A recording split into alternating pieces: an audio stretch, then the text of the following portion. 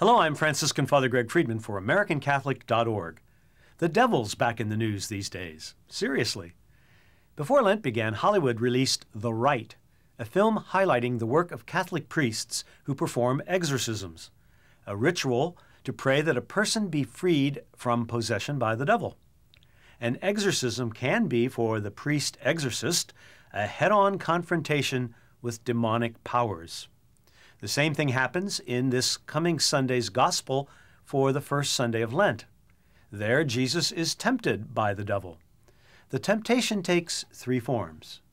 Could Jesus perform a miracle to relieve his own hunger after 40 days of fasting? Could he throw himself off the top tower of the temple and thus tempt the Father's ability to rescue him? And would he be willing to worship Satan in exchange for all the kingdoms of the world? Attractive offerings, to be sure, but obviously meant only for messiahs, right? Well, maybe not. Priests and ministers, and perhaps others as well, can suffer from a messiah complex. It's the temptation to presume you can fix anyone and anything which might be wrong. The payoff? People's approval, popularity, and surely an inflated sense of self.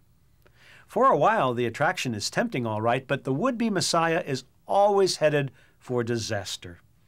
The bottom line for anyone so tempted comes at the end of Sunday's Gospel in the words of Jesus which banish Satan. "The Lord your God shall you worship, and him alone shall you serve." The season of Lent is all about conversion, as Catholics renew their baptismal commitment to Christ and walk with those seeking to be members of the Church. That conversion journey has to involve letting go of the temptation to substitute self for God. We probably won't need an exorcism to do it, but we will need to open ourselves to God's love and forgiveness, and that's a great way to observe Lent. For AmericanCatholic.org, I'm Franciscan Father Greg Friedman.